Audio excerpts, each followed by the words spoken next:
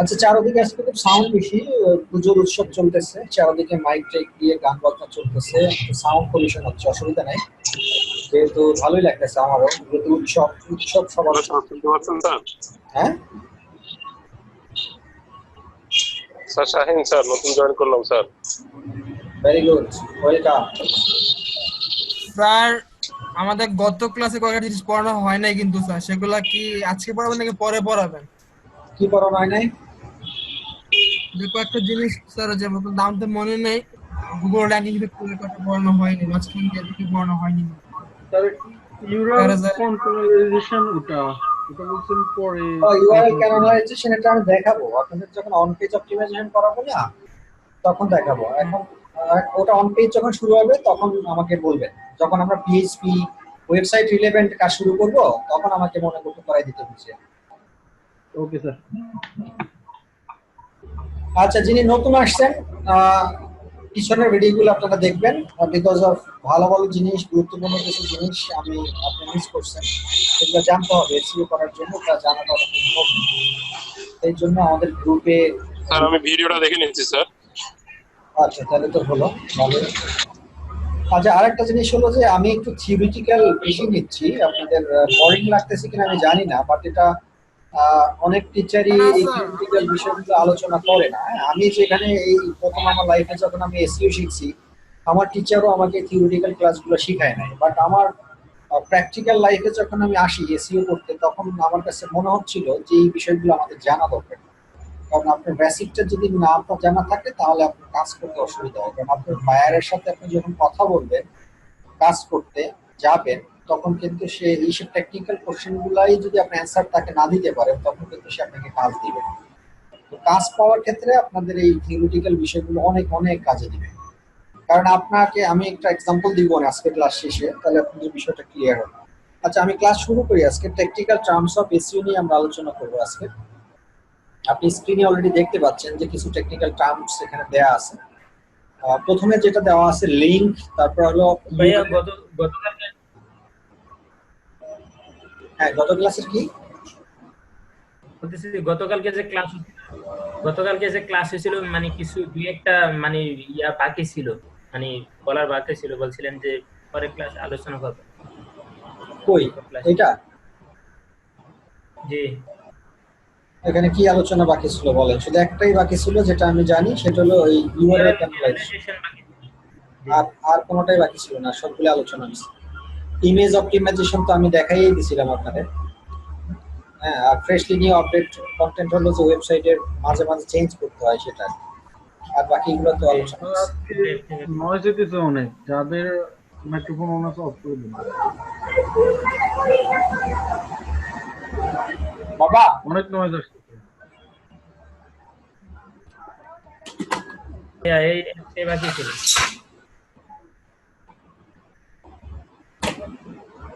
Sir আপনি নেক্সটে যান, এটা দেখানো হয়েছে। আচ্ছা, তাহলে টেকনিক্যাল টার্মস অফ এসইও ক্ষেত্রে দেখেন প্রথম যে বিষয়টা আসে সেটা হলো লিংক, ইউআরএল এবং ডোমেইন।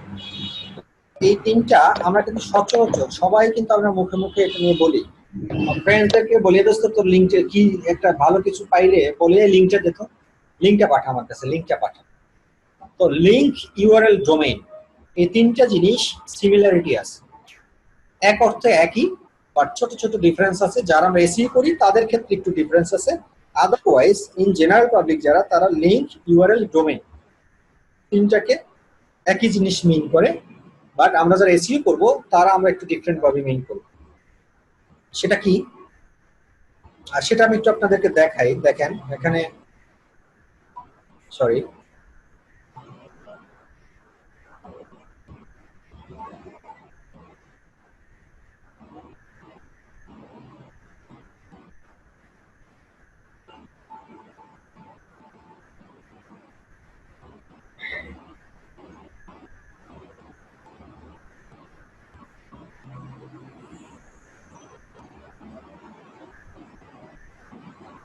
ধরুন ডাব্লিউডাব্লিউ, আমি যেটা নিয়ে সবসময় এক্সাম্পল দেই সেটা দিয়ে আপনাদেরকে দেখাই। আমরা যদি এটাকে কপি করি,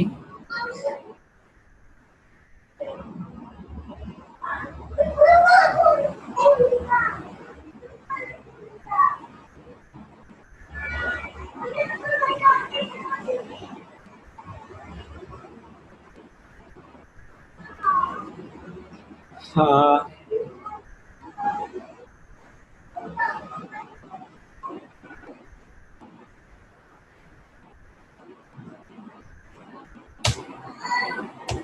এটাকেই যদি আবার আমরা এভাবে লিখি, আচ্ছা আরেকটা জিনিস লিখি,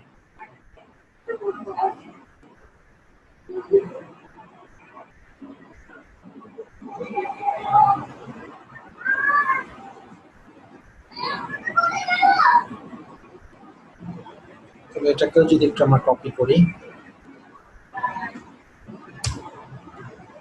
আরেকটা জিনিস যদি আমরা এভাবে লিখি www ডট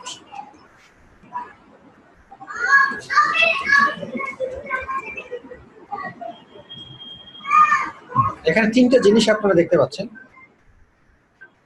এটা হলো যে আমরা তিনটা জিনিস, ওখানে আমরা একটু আগে যেটা দেখছিলাম যে লিংক, ইউআরএল এবং ডোমেইন, এই তিনটার মধ্যে কোনটা কি আসলে? এটা হলো ডোমেইন www.elipin.com.bd নিচেরটা,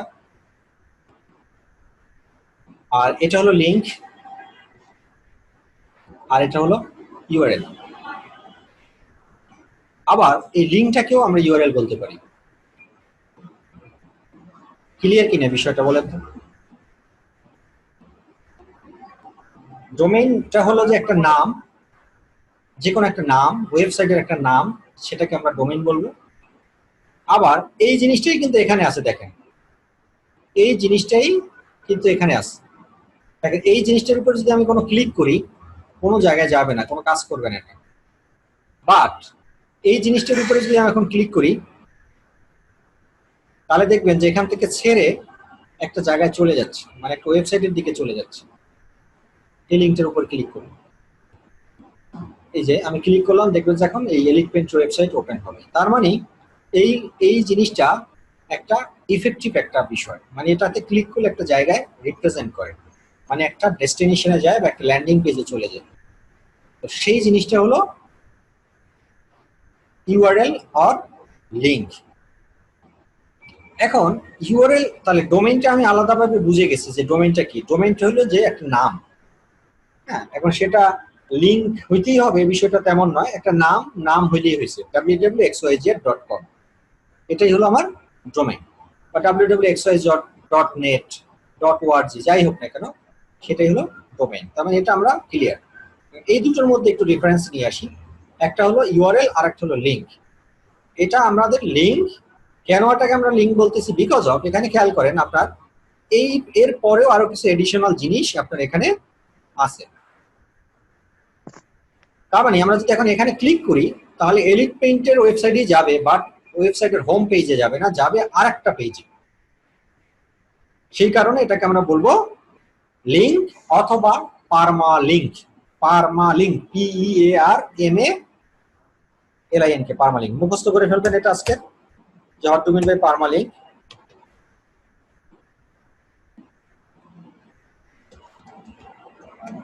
পারমালিংক, এটা একটু আবার একটু বুঝান স্যার, পারমালিংকটা ইউআরএল একটু বুঝান।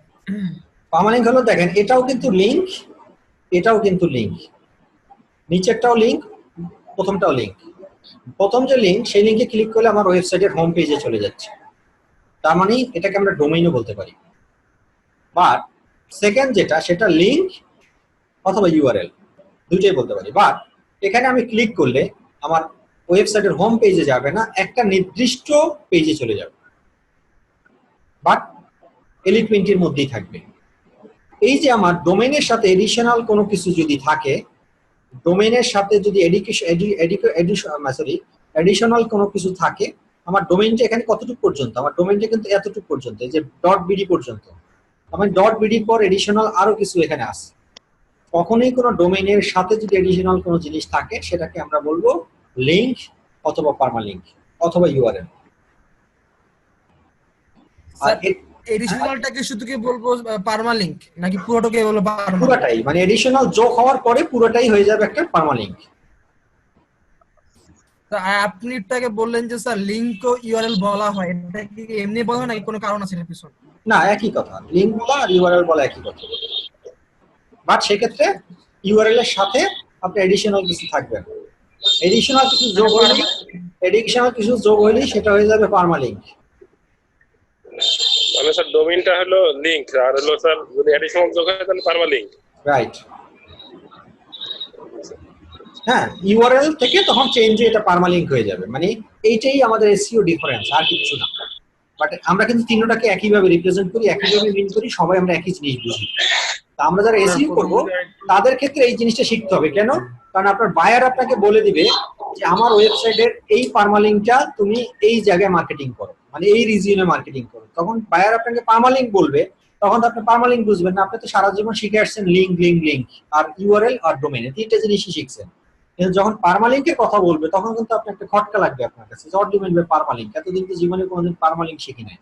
তার মানে পার্মালিংক বুঝতে হবে যে বায়ার যখনই পার্মালিংকের কথা বলবে আপনার বুঝতে হবে যে বায়ার বলতে বুঝাতে চাচ্ছে তার ওয়েবসাইটের মেইন পেজ না, মেইন পেজের বাইরে কোন একটা পেজ। বুঝতে পারছি আমি আপনাদেরকে?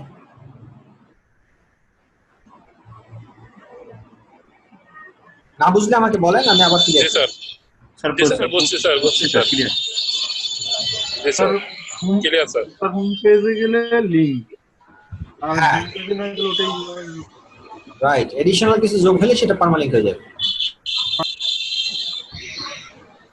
পারমালিংকটা কি ইউআরএল নাকি? হ্যাঁ, পার্মালিংকটা ইউআরএল, এটাও ইউআরএল। দুটাই এক নাম্বারটা ইউআরএল, দুই নাম্বারটা ইউআরএল। স্যার ডোমেন থাকলে ডোমেইনটার সাথে এডিশনাল কিছু যোগ হবে, তখন এটা পার্মালিংক হয়ে যাবে।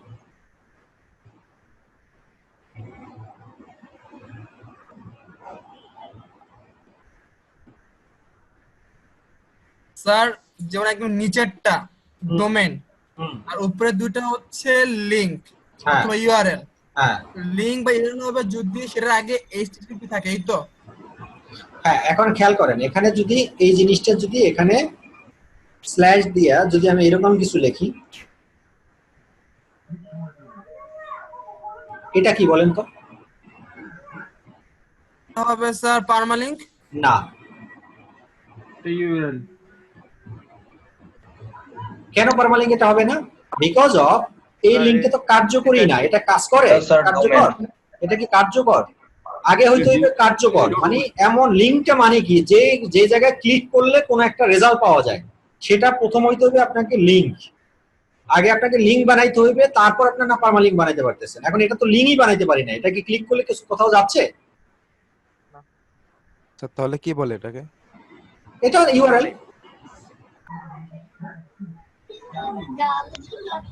স্যার এটা যদি আমরা পারমালিংক বানাইতে চাই তাহলে এটা কি করতে হবে? এইচটিটিপি আগে দিতে হবে। কোনটাকে? কি ইউআরএল নাকি ডোমেইন স্যার? স্ল্যাশ কোনটা? ইনডেক্স ডট, হ্যাঁ স্যার ওই index.php এটাকে যদি আমরা পারমালিংক বানাতে চাই, হ্যাঁ, পার্মালিংক। এটা পার্মালিংক বানাতে এইচটিটিপি লাগাই দিলে এটা পার্মালিংক হয়ে যাবে। এই অংশটুকু লাগাই দিলেই হবে, এতটুকু লিংক হয়ে যাবে। স্যার একটু লাগায় দেখে তো তাহলে কালারটা চেঞ্জ হয় নাকি? হ্যাঁ, এটা লাগাইলে এটা কার্যকর হয়ে যাবে। আমি যদি এটা এখানে লাগাই দেই তাহলে এটা লিংক হয়ে যাবে। হইছে? ওয়াও। স্যার এখন তো এটা পার্মালিংক। হ্যাঁ, এখন পার্মালিংক। বাকি একটু আগে কি ছিল, এখন কি? স্যার ডোমেইন ছিল। ইউআরএল আগে ইউআরএল ছিল। বিষয়টা আপনার একটু গোলাই ফেলতেছেন। আমি একদম সিম্পলি বুঝাই, শুনেন। আপনারা বাস্তবিক পক্ষে চিন্তা করেন, আপনাদের এত জটিলে যাওয়ার দরকার নাই। সোজা কথা, আমি এখানে ক্লিক করলে কিছু হচ্ছে, কোনো ঘটনা ঘটতেছে? না সোজা কথা, যে জিনিসের না, উপর স্যার। ক্লিক করলে কোনো ঘটনা ঘটবে না সেটাকে আমরা পার্মালিংক বলতে পারবো না, বা লিংকও বলতে পারবো না। ঠিক আছে? কার্যকর হইতে হবে। কার্যকর হতে হবে। বাট এই দুইটাতে আপনি ক্লিক করেন, দেখবেন যে ক্লিক করা যায়। এই যে দেখেন, এই যে দেখেন, সোজা কথা, মানে এটা নিচে আন্ডারলাইন নাই, এটা নিচে আন্ডারলাইন, কালার দেখে কিন্তু বোঝা যাচ্ছে এটা। জি স্যার বুঝতে পারছি। তো যেই জায়গাটার উপরে ক্লিক করলে কার্যকর কিছু আসবে সেটাকে আমরা লিংক বলতে পারবো, এবং সেই লিংকের সাথে যদি এডিশনাল কিছু থাকে সেটাকে আমরা পার্মালিংক বলবো। এভাবেই বুঝেন, তাহলেই হবে, এর বেশি আর বুঝার দরকার নেই। Okay sir. আচ্ছা, তাহলে এটা গেল। এরপর আসেন ডু ফলো লিংক, আর একটা হলো no follow link. Do follow link, no follow link, very simple. এই কথা অলরেডি বলেই ফেলছি। এখন এটা হলো, এই দুইটা হলো ডু ফলো লিংক, এই দুইটা হলো ডু ফলো লিঙ্ক। আর এটা কি? No follow link. No follow link. এখানে ক্লিক করলে কিছু হয়? না। হয় না। মানে যেই লিঙ্কের উপর ক্লিক করলে আমাকে কোন একটা পেজে নিয়ে যাবে বা কোন একটা রেজাল্ট পাবো সেটা হলো ডু ফলো লিঙ্ক। আর যেই লিঙ্কের উপর ক্লিক করলে আমি কোনো কাঙ্ক্ষিত রেজাল্ট পাবো না, ক্যান নট ফাইন্ড সার্ভার দেখাবে, অথবা কোনো পেজই আমাকে নিয়ে যাবে না, সেটা হলো no follow link. No follow link.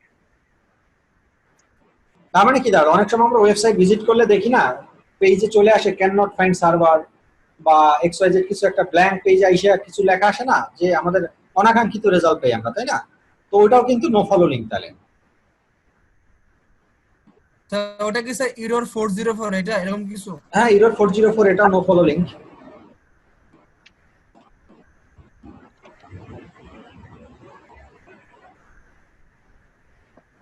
Do follow আর নো ফুল একটু ক্লিয়ার হয় না, যদি আবার একটু যদি দয়া করে বলতেন তাহলে। এই লিংকের উপরে ক্লিক করলে আপনি কোন জায়গায় যাচ্ছেন, তাই না? এইটার উপরে ক্লিক করলে কোন একটা জায়গায় আপনি যাচ্ছেন, তার মানে এটা ডু ফলো লিঙ্ক। মানে সোজা কথা, যে লিংকে ক্লিক করলে কার্যকর, যে লিংকে ক্লিক করলে আমরা ফলাফল পাই, সেটা হলো ডু ফলো লিঙ্ক। যে লিংকের উপর ক্লিক করলে আমরা কোনো ফলাফল পাই না এবং কার্যকরী কোনো পেজেও আমরা যেতে পারি না, সেটা হলো নো ফলো লিঙ্ক। কার্যকর আর অকার্যকর, সোজা কথা।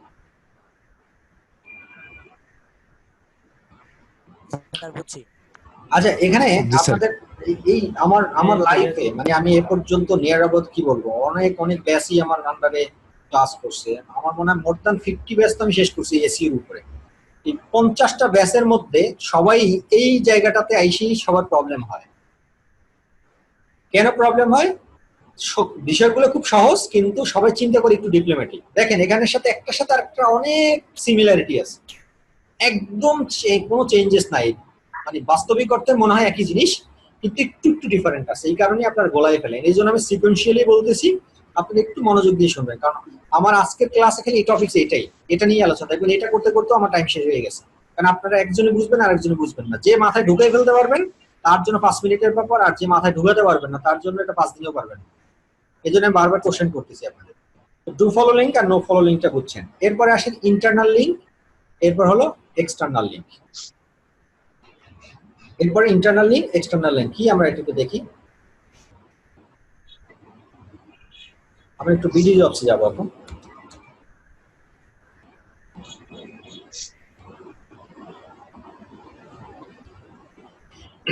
আচ্ছা, বিডি জবসে আসার পরে এই যে এখানে এই যে জিনিসগুলো আছে, এই জায়গাটাতে যদি আমরা হাত এই কার্সর নিয়ে যাই, তাহলে কি এটা কি ক্লিক করা যায় কি যায় না বলেন তো?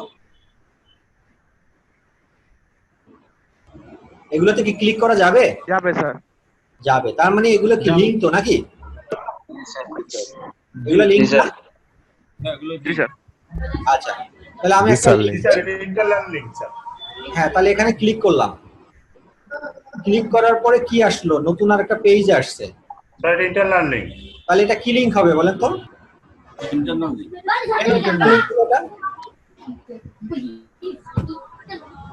এটা স্যার ডু ফলো লিঙ্ক। হ্যাঁ, ডু ফলো লিঙ্ক ঠিক আছে, এটা ইন্টারনাল কিন্তু ইন্টারনাল লিঙ্ক কেন হলো এটা? ইন্টারনাল এটা ইন্টারনাল লিংক। স্যার কেন? এটা শুধু ওই ওয়েবসাইটের ভিতরেই কার্যকর, বাইরে এটা কার্যকর না। ওই ওয়েবসাইটের অভ্যন্তরে এটাই। বিষয়টা হলো যে আমরা বিডিজবস এর ভিতরেই একটা লিংকে ক্লিক করছি এবং আমরা এখন পর্যন্ত বিডিজবস এর ভিতরেই আছি নাকি? হ্যাঁ, এটাই তো ইন্টারনাল। এই জন্য এটা ইন্টারনাল লিঙ্ক। কিন্তু আমরা বিডিজবস এর একটা জায়গায় এখন যদি আমি এই জায়গাটাতে ক্লিক করি, তাহলে আমি এটাও তো কার্যকর লিঙ্ক নাকি? এটা তো ডু ফলো লিঙ্ক। এটা এক্সটার্নাল লিংক। তাহলে কি আমরা বিডিজবস এ আছি এখন? না স্যার, নাই। তাহলে এটা কি link? External link. Very good. External link. আপনাকে এক্সটার্নাল লিংক। এটা External link. ওয়েবসাইটে যাওয়া হয়েছে। রাইট। আমরা বিডিজবস এ ছিলাম, বিডিজবস এর ভিতরে একটা লিংকে ক্লিক করছি, বিডিজবস ছেড়ে আমরা আরেকটা জায়গায় চলে আসছি। তার মানে এটা হলো এক্সটার্নাল লিঙ্ক। ব্রিলিয়ান্ট। ওকে, এরপরে আসেন এরপরে কি ইনবাউন্ড আউটবাউন্ড। এটা কি? এটা হলো ইনবাউন্ড লিঙ্ক, এটা হলো আউটবাউন্ড লিঙ্ক। কি এই জিনিসটা কি সেটা দেখবো এখন। আচ্ছা, এখন আসেন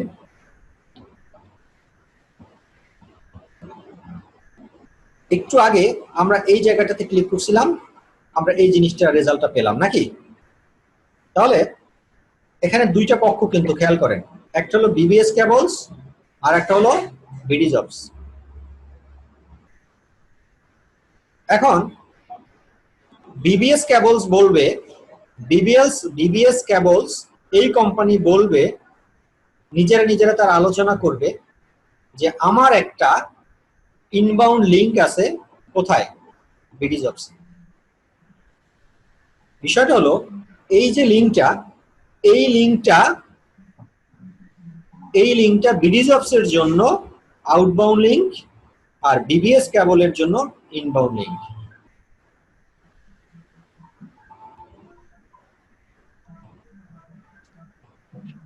কে বুঝেন না বলেন? বুঝছি, মানে যার ওয়েবসাইটে যে দ্বিতীয় পক্ষের যে লিংকটা থাকবে, সেই দ্বিতীয় পক্ষের লিংকটা হইছে ইনবাউন্ড, আর যার ওয়েবসাইটে দ্বিতীয় পক্ষের লিংকটা আছে সেই প্রথম পক্ষের ধরেন বিডি জবসের ওটা হইছে আউটবাউন্ড। হ্যাঁ, বিষয়টা পক্ষ চিন্তা করতে হবে, মানে এখানে দুটো পক্ষ, একটা হলো বিবিএস কেবলস একটা পক্ষ, আর একটা পক্ষ হলো বিডি জবস, তাই না? এখন বিডি জবস এর কর্মকর্তা কর্মচারীরা বলবে যে বিবিএস কেবলের একটা আউটবাউন্ড লিংক আছে আমার ওয়েবসাইটে, আর বিবিএস কেবলস এর কর্মকর্তা কর্মচারীরা বলবে আমার একটা ইনবাউন্ড লিংক আছে বিডি জবস এর ভিতরে।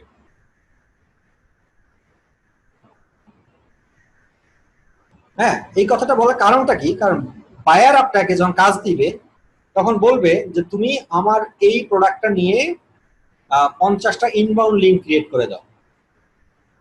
তাহলে আপনাকে কি বুঝতে হবে যে ওই বায়ারের ওয়েবসাইটের 50টা পেজের আলাদা আলাদা লিংক আমাকে থার্ড পার্টি কোন ওয়েবসাইটের ভিতরে বসানোর ব্যবস্থা করতে হবে।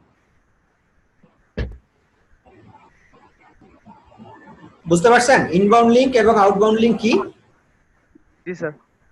জি স্যার।